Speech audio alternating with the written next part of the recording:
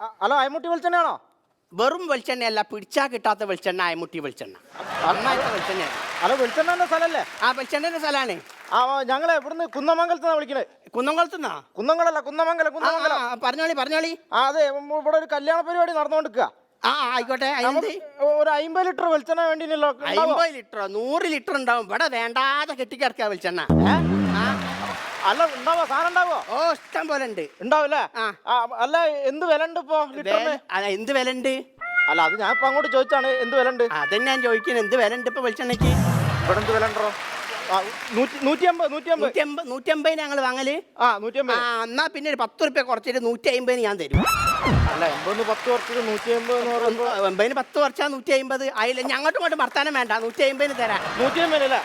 എന്നാ പിന്നെ ഞങ്ങൾ ഇപ്പൊ തന്നെ ആളങ്ങോട്ട് വിടാ. നിങ്ങളൊരു കാര്യം ചെയ്യണോ?